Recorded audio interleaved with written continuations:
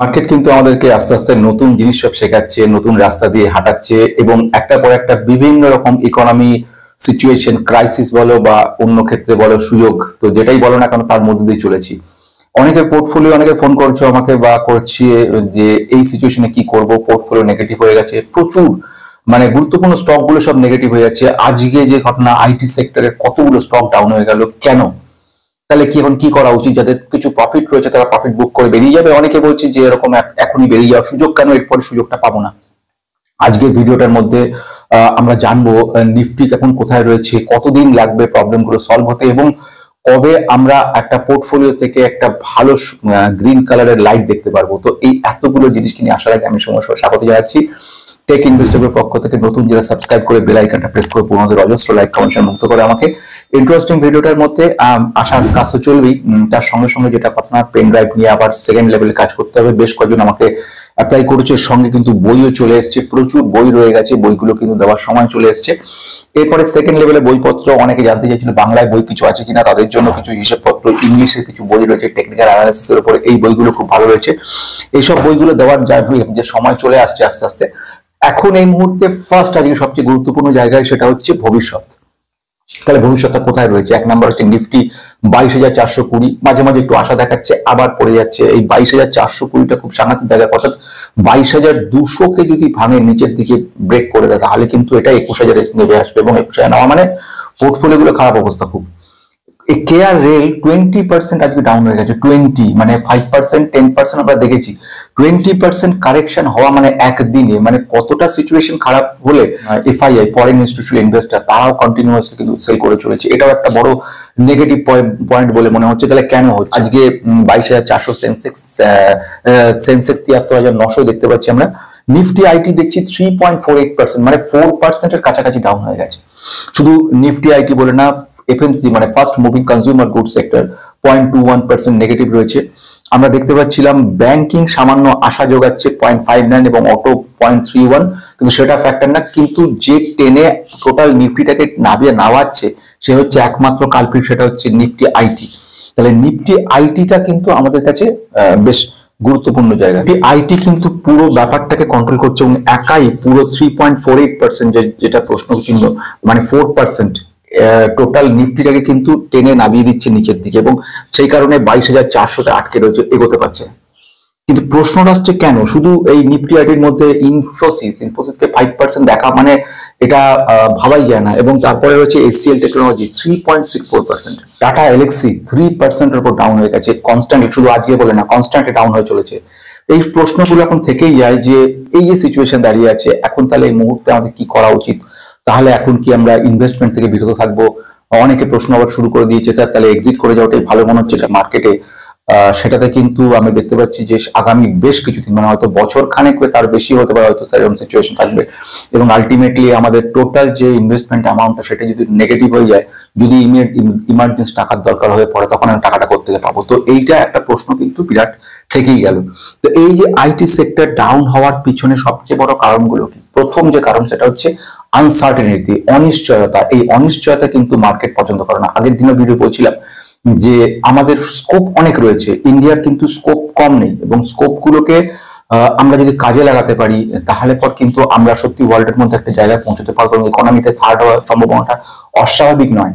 তার পেছনে যে কারণগুলো রয়েছে, একটা টেকনোলজি, গতকাল সেমিকন্ডাক্টরের উপর কথা বলছিলাম, 10খানা স্টক নিয়ে বলেছি এবং একটা স্টককে ফান্ডামেন্টাল অ্যানালাইসিস করে নিয়েছি, চাইলে একবার দেখে নিও, সেখানে ডিটেলস বুঝিয়েছি। এখানে এই ব্যাপারটা বক্তব্য নেই, কিন্তু এই কথাটা বক্তব্য রয়েছে বেশ কয়েকটা পয়েন্ট। যেরকম আমাদের ইন্ডিয়ান ইকোনমি ক্ষেত্রে ফার্স্ট যে পয়েন্টটা দাঁড়াচ্ছে সেটা হচ্ছে আনসার্টেনিটি। এই আনসার্টেনিটিটা না কাটলে কিন্তু কিছুতেই যাবে না। আনসার্টেনিটি কিন্তু শুধু আমাদের না, global uncertainty, global economy uncertainty, এটা কিন্তু বেশি গুরুত্বপূর্ণ। অর্থাৎ এই মুহূর্তে যেটা বক্তব্য, সারা বিশ্ব ট্রেডের উপর দাঁড়িয়ে রয়েছে। US president mister Donald Trump তার যে ট্রেড পলিসি গুলো নিয়েছে সেগুলোর উপর দাঁড়িয়ে রয়েছে। মানে শুধু আজ বলে না, আমরা দেখতে পাচ্ছি বিগত 1.5-2 মাস ধরে এই ব্যাপারগুলো কিন্তু কনস্ট্যান্ট চলছে। মানে একটা সময় ছিল যেখানে ভাবাই যায়নি, যেটা সেটা হচ্ছে মেক্সিকো এবং কানাডার উপরে এত পরিমাণে ট্যারিফ চার্জ করবে, রিসিপ্রোকাল ট্যারিফস 100% আনার চিন্তা ভাবনা, ইন্ডিয়ার উপরে প্রচুর প্রেশার দেওয়া। প্লাস মিস্টার ডোনাল্ড ট্রাম্প একটা সময় বলেছে আমরা ইন্ডিয়াকে এক্সপোজ করেছি, মানে এই ওয়ার্ডটা এত জঘন্য ওয়ার্ড এক্সপোজ। এক্সপোজ কথাটা কখন বলে তোমরা জিনিস জানো? এক্সপোজ কথাটা হচ্ছে এমন সময় কথাটা বলা হয় যখন কিনা মার্কেটে কোনো একজন বা কোনো একটা দল বা কোনো একটা দেশ খুব মানে গ্রুপ মানে এমন ধরনের কাজ করছে, সিক্রেট কাজ কিছু, যেগুলোকে আমরা ওপেন করে দিয়েছি। তো এখানে সিক্রেটের ব্যাপার কিছু আমি জানি না, যাই হোক ওনার বক্তব্য। তো এই বক্তব্যগুলো রয়েছে। তারপরে আমরা ইন্ডিয়া আমাদের 100% ট্যাক্স চার্জ করছে, আমরাও 100 করবো। এই ধরনের এক ধরনের ভীতি সৃষ্টি করা, ভয় সৃষ্টি করা। তারপরে আমরা দেখলাম স্টিল অ্যালুমিনিয়ামের উপরে প্রচুর পরিমাণে ট্যাক্স চার্জ করলো। তারপরে দেখতে পাচ্ছি সারা বিশ্ব জুড়ে একটা মন্দার সৃষ্টি হতে চলেছে। ইনফ্লেশনটা কিন্তু ইউএসএ আসতে চলেছে এবং সেটা সম্ভাবনা একবারে মানে কনফার্ম বলে ইকোনমিস্টরা বলছে। তাহলে এইটা একটা বড় জায়গা। তাহলে প্রথম যে ব্যাপারটা লাগছে সেটা হচ্ছে মিস্টার ডোনাল্ড ট্রাম্পের এই পলিসিগুলো, এই খতরনাক পলিসিটা গুলোর জন্য কিন্তু একটা বড় মাপের একটা আনসার্টেনিটি তৈরি করেছে। এই আনসার্টেনিটি গ্লোবাল ইকোনমিতে একটা এফেক্ট পেয়েছে। যতটা না এফেক্ট আমাদের জিওপলিটিক্যাল সিচুয়েশন, যেখানে যুদ্ধের সিচুয়েশন, ইউক্রেন রাশিয়ার যুদ্ধের সিচুয়েশন, কিংবা প্যালেস্টাইন এই দিক থেকে ইসরায়েলের সঙ্গে ইরানের একটা বড় মাপের পরমাণু যুদ্ধের ভয়, সেগুলোর থেকে অনেক বেশি মাত্রায় কিন্তু কাজ করেছে সেটা হচ্ছে মিস্টার ডোনাল্ড ট্রাম্পের এই ধরনের ট্রেড পলিসি, ট্রেড ওয়ার। চায়নার ওপরে যে পরিমাণ প্রথমে 10%, পরে আরো 10%, 20% চার্জ করেছে। এবং চায়না তো ছাড়েনি, চায়না আবার এদের যে প্রোডাক্ট, বেসিক্যালি এগ্রিকালচার প্রোডাক্টের উপর চায়না সমৃদ্ধ, ইলেকট্রনিক ডিভাইসের সমৃদ্ধ, তারা এবার চার্জ শুরু করে। শুধুমাত্র চায়না এর উপরে নয়, এছাড়া বাকি কান্ট্রিগুলোর উপরে, অন্যান্য দেশের উপরে চার্জ শুরু করে দিয়েছে। এতদিনের শত্রু মনোভাব পাবানো চায়না ইন্ডিয়ার সঙ্গে বন্ধুত্ব করার চেষ্টা করছে, একটা টাই আপ তৈরি করার চেষ্টা করছে। ইউরোপিয়ান কান্ট্রি আর আমেরিকা ছিল একেবারে ওতপ্রোত জড়িত, মানে নিজেদেরই যেন অংশ এরকম ভাবে ছিল।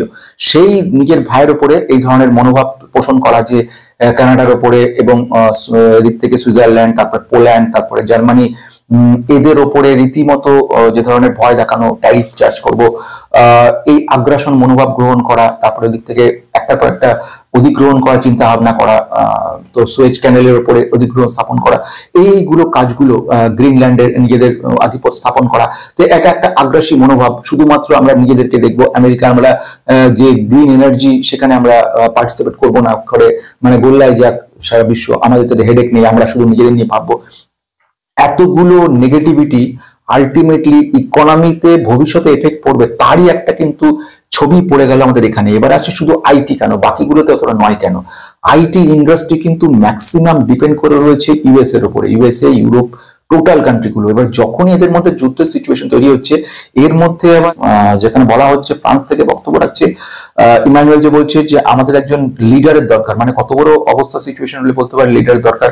যুদ্ধের জন্য পরমাণু অস্ত্রের জন্য টেস্ট করা শুরু করে দিচ্ছে ছোট ছোট দেশগুলো, কারণ যে কোনো সময় আক্রমণ করতে পারে এবং আমেরিকার দিক থেকে আক্রমণ আসতে পারে। এটা ভাবছে ইউরোপ কান্ট্রিগুলো। ন্যাটো থেকে সিচুয়েশন, হু থেকে রীতিমতো যেটাকে বলা হয় তুলে নেওয়া, ন্যাটোতে যে অস্ত্র ছিল এবং সৈন্য ছিল সেগুলোকে তুলে নেওয়া হচ্ছে। এবং যে সমস্ত ইন্ডিয়ানরা ওদের দেশে রয়েছে তাদেরকে রীতিমতো ছেকল পরিয়ে না হোক একেবারে অপমানিত করে প্রথম পাঠিয়ে দেওয়া হচ্ছিল প্লেনে, মাঝখানে তো একবার জঙ্গলে নামিয়ে দেওয়া হলো যে তোমরা নিজেরা ফিরে যাও নিজেদের মতো করে। তো এই যে সিচুয়েশন গুলো তৈরি হচ্ছে, আলটিমেট ইম্প্যাক্ট কিন্তু পড়ছে ইকোনমিতে। এবং আরেকটা বড় কথা, ইকোনমিস্টরা বলছে যে এটা কিন্তু আমেরিকার পক্ষে কোনো উপকারের কাজ হবে না, সাময়িক উপকার হলেও আলটিমেট সেটা কিন্তু বড় মাপের একটা ইনফ্লেশন তৈরি করতে চলেছে এবং সেটাও কিন্তু ইম্প্যাক্ট পড়বে ইন্ডিয়ায়। ফলে এই যে আইটি ইন্ডাস্ট্রি সমস্ত বড় বড় কোম্পানিগুলো, এইচসিএল টেকনোলজি, টিসিএস, এদের কিন্তু আমেরিকাতে প্রচুর ব্রাঞ্চ রয়েছে, ইউরোপে প্রচুর ব্রাঞ্চ রয়েছে। এবারে ওরা ওখান থেকে মানে যেটাকে বলে অফশোর এবং অনসাইটে কাজকর্ম করা, সেগুলো করে ওখানে যে সমস্ত প্রজেক্ট গুলো ধরছে সেগুলো পাঠাচ্ছে ইন্ডিয়াতে এবং সেখানে প্রসেসিং কাজ চলছে, ইন্ট্রোডাকশন চলছে, যে ধরনের কোয়ারি গুলো আসছে সেগুলো ক্লায়েন্টের, সেগুলোকে ফিল আপ করা হচ্ছে, সেগুলোকে রেডি করে সেগুলোকে পাঠানো হচ্ছে। তাদের মধ্যে ইন্টারাকশন চলছে কনস্ট্যান্টলি, প্রজেক্ট গুলো কমপ্লিট করে সাকসেসফুলি কমপ্লিট করে সেগুলো দেওয়া হচ্ছে। তারপরে রেভিনিউ জেনারেট হচ্ছে, একটা বড় রেভিনিউ আসছে আমাদের দেশে এবং আইটি কোম্পানিগুলো সমৃদ্ধ হচ্ছে। ফলে আলটিমেটলি আমরাও কিন্তু সমৃদ্ধ হচ্ছি, কারণ আমরা ওর থেকে একটা ডিভিডেন্ড পাচ্ছি, গ্রোথ পাচ্ছি। এটা চলে আসছিল বছর পর বছর ধরে। প্রেজেন্ট সিচুয়েশনটা কিন্তু টোটালি পাল্টে গেল। এখানে থেকে আমেরিকা বলতে শুরু করলো আমরা আইটি ইন্ডাস্ট্রিজ, আমাদের যে কোম্পানিগুলো আছে সেগুলোকে আমরা মানে বেশি সুযোগ সুবিধা দেবো রাদার দেন বাইরে থেকে, বিশেষ করে ইন্ডিয়া থেকে যে কোম্পানিগুলো আসছে। প্লাস ইন্ডিয়া যেসব কোম্পানিগুলো আসছে সেগুলোতে আমাদের লোকদের নিতে হবে, কর্মসংস্থান ব্যবস্থা করতে হবে, এখানে ইন্ডিয়ান কোনো লোককে রাখা যাবে না। এই ধরনের চাপ প্রণো যখন শুরু হয়ে গেল, আলটিমেটলি এটা কিন্তু ভীতির সৃষ্টি করলো। আর একটা বড় জিনিস করলো, সেটাও কিন্তু মানতে হবে, এই যে সিচুয়েশনে এই যে ডাউনগ্রেড করে দিচ্ছে অ্যানালিস্টরা, এই যে ডাউনগ্রেড করা, এটাও একটা ইম্প্যাক্ট পড়লো। বড় বড় অ্যানালিস্ট যারা, তারা এসিএল টেকনোলজি, টিসিএস, এদেরকে কিন্তু বলে দিয়েছে এর রিটার্ন সামনের দিন আর ভালো আসছে না, এখন আপাতত বলছে বছর কিংবা বছর কয়েক, ফলে এইগুলো ডাউন হতে থাকবে এবং প্রফিটেবল দেখাতে পারবে না। এই কথাগুলো যাওয়ার সঙ্গে সঙ্গে একটা হিউজ সেলিং প্রেশার শুরু হয়ে গেল। ইনভেস্টর যারা এখানে ছিল, ইনফ্যাক্ট যে সেলিং প্রেশার এফআইআই করছে একটা লিমিটেড, আমি বারবার আগেও বহুবার ভিডিওতে বলেছি, যারা ইন্ডিয়ান ডোমেস্টিক ইনস্টিটিউশন ইনভেস্ট, তারা যদি সেল করতে শুরু করে তাহলে পর কিন্তু বড় মাপের একটা পরিবর্তন আসতে চলবে। আমরা দেখতে পেয়েছিলাম যে কেআর রেলের যে ক্ষেত্রে প্রমোটাররা প্রচুর সেল করে দিয়েছে এবং তার একটা প্যানিকে বাকি যারা ইনভেস্টর তারা সেল করা শুরু করে দিয়েছে। এক্সাক্ট সিচুয়েশন হতে চলেছে কিন্তু আইটি সেক্টরে।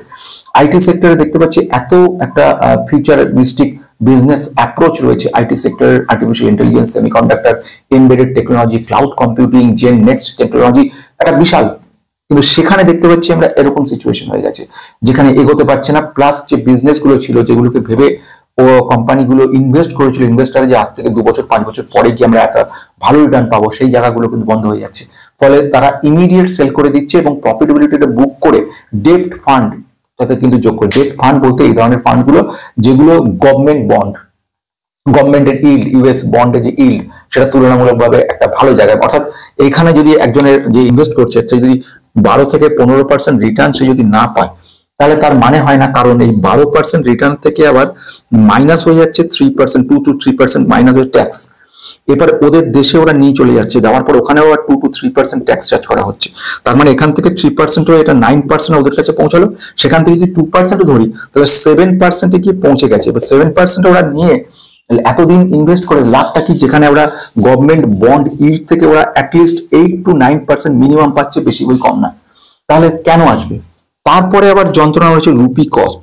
রুপি কনস্ট্যান্টলি পড়ে চলেছে, ডিভ্যালুয়েশন অফ রুপি, অর্থাৎ যে দামে এখানে ইনভেস্ট করেছিল, যে সময় ডলারের তুলনায় কনভার্ট করে রুপিতে ওটা এনেছিল, আজকে তার তুলনায় কমে পাচ্ছে, ফলে 7% আর থাকছে না, এটা গিয়ে মোটামুটি 6% কাছে চলে আসছে। তাহলে যেখানে 8 to 9% they are getting from government yield, government bond, তারা কেন তারা এই 6% থাকবে? ওরা সঙ্গে সঙ্গে করছে। এবং আরেকটা বড় কথা, যদি এইটা চিন্তা ভাবনা থাকে ভবিষ্যতে 6টা আবার 12 হয়ে যাবে, তাহলে থামতে পারে, কিন্তু ভবিষ্যৎ ওরা যদি অ্যানালাইসিস করে দেখছে, সেখানে খুব বেশি এখনই আশাজনক কিছু দেখতে পাচ্ছি না। আর ওরা যারা এফআইআই হয়, এদের বক্তব্যটা হচ্ছে কি, তারা সাময়িক 1 বছর 2 বছর 3 বছরের মধ্যে নেবে, বুক করবে, বেরিয়ে চলে যাবে। কিন্তু যারা লং টার্মে রয়েছে, তার লং রানে রয়েছে, 5 বছর 10 বছর 15 বছর তারা রেখে দিচ্ছে, তাদের ক্ষেত্রে ব্যাপারটা এরকম হয় না। তাহলে এইটা বোঝা গেল মোটামুটি আইটি সেক্টর পড়ছে, কেন পড়ছে। লাস্ট কোশ্চেন থাকছে তাহলে এখন এক্সিট করার ব্যাপারটা নিয়ে। এখানে একটা কিন্তু বড় প্রশ্ন থাকছে, এক্সিট করবো কি করবো না, এত চট করে বলা যাচ্ছে না। কেন বলা যাচ্ছে না? মার্কেট কিন্তু ওঠা পড়া লেগে রয়েছে। আমি মার্কেটে যদি দেখি, আমরা যদি মার্কেটের ক্ষেত্রে দেখি, মার্কেট কিন্তু এরম মুভ করছিল, উপরে উঠছিল, পড়ছিল, আবার এখন এরম স্লাইড এরম মুভ করছে। এবং প্রশ্ন হচ্ছে, যারা এইরম জায়গায় কিনেছে বা এরকম জায়গায় কিনেছে, তাদের তখন সব লস হয়ে গেছে। এবারে এইখানে দাঁড়িয়ে থেকে তারা লস রয়ে গেছে কিংবা স্লাইড প্রফিট রয়েছে। এইবারে এই মুভমেন্টটা সাইডওয়ে মুভমেন্ট চলছে, এটা পড়তেও পারে আবার সাইডওয়ে যেতে পারে, কিন্তু ওঠার সম্ভাবনাটা একেবারে নেই। তাহলে এই যে সাইডওয়ে চলছে, এই সাইডওয়ে মুভমেন্টের লসকে টেনে নিয়ে চলেছে। এবার আরো যদি পরে লস প্লাস প্লাস হয়ে যাবে, অর্থাৎ লসের উপর প্রচুর লস, 40% 50% লস হয়ে যাবে। তা সেই লসটা অতটা বিয়ার করবে কি করবে না, এই প্রশ্নটা কিন্তু ওদেরকে থাকছে। এছাড়া একটা বড় পরিমাণের লোক, যারা আমার কাছেও বেশ কিছু কমেন্ট, তারা কিন্তু ট্রেডিং করছে মানে সুইং ট্রেড করছে। এমন একটা সিচুয়েশন যে এই মুভমেন্ট চলছে, ওরা কিছু দেখছে, সাপোর্ট রেজিস্ট্যান্স দেখছে, আরএসআই দেখছে, কিছু মুভমেন্টের দেখছে, যেরকম কিছু অসিলেটর দেখছে, তারপরে কিছু এরকম ধরনের দেখছে, বলিঞ্জার ব্যান্ড দেখে নিচ্ছে, ভলিউম প্রেসার দেখছে, দেখে তারা কিন্তু বাই অর সেল করছে। যে কিনেছে, কেনার পরে সাপোজ এরকম জায়গায় সে কিনেছে, কেনার পরে এই জায়গায় তার কোনো লাভ নেই, আমি ধরে নিলাম সে এমন জায়গায় কিনেছে, তার লসও নেই, এটা আমি ধরে নিচ্ছি। যদি তাও হয়, তার বছর কয়েক একটা আনসার্টেন টাইম ধরে ওকে কিন্তু টাকাটা রেখে দিতে হবে। যদি টাকাটা এখন তুলে নিতে পারে অন্য কোনো জায়গায়, যেটাকে মনে করছে এমন কোনো জায়গায় যেখান থেকে কিছুটা আসবে, অন্তত ফ্ল্যাট থাকবে না, সেখানে ইনভেস্ট করা, তাহলে এই জায়গাটা থেকে গেল। প্রশ্নের উত্তরটা হচ্ছে, প্রথম যারা সুইং ট্রেড করছে বা করছেন, তাদের কাছে প্রথম ঘটনা সেটা হচ্ছে প্রফিটেবিলিটি বুক করে নেওয়াটাই ভালো, কারণ বলা যাচ্ছে না কতদিন চলবে। এবার আসছে, এরা লং টার্ম ইনভেস্ট করে রেখেছেন এবং বলছে যে আমি এটা 10 বছর 15 বছর আমার দরকার নেই, আমার নেক্সট জেনারেশনের জন্য আমি তৈরি করে যাচ্ছি, এটা যারা তাদের ক্ষেত্রে কোনো চিন্তা নেই। কারণ যুগে যুগে দেখা গেছে নিফটি বলো, সেন্সেক্স বলো, ডোজন্স বলো, দুনিয়ার যত সমস্তগুলো কিন্তু একটা টাইম পরে আপসাইড চলে যায় এবং যাওয়াটা কনফার্ম। তাহলে লং রানের ক্ষেত্রে গিয়ে রিস্কটা কম। তবে বারবার যেটা বলা, ফান্ডামেন্টাল ভালো অ্যানালিসিস করে ভালো স্টকগুলো নেবে, যে কোনো স্টক নিও না, তাহলে কিন্তু মুশকিলে পড়ে যাবে। আর এর সুবাদে বলে রাখা দরকার, পেন ড্রাইভ আমি কিছু দিই, যের মধ্যে টোটাল ফান্ডামেন্টাল সমস্ত ভিডিওগুলো ছিল আমার ওই চ্যানেলে রাখা ছিল 26-27টা, কিন্তু সেই ভিডিওগুলো মেম্বারশিপ বন্ধ থাকার কারণের জন্য সবগুলো বন্ধ হয়ে গেছে।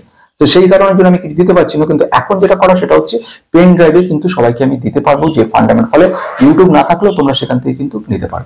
আজকের মতো এখানে শেষ হচ্ছে, আশা রাখছি ভবিষ্যতে একটা পজিটিভ কিছু খবর নিয়ে আসতে পারবো।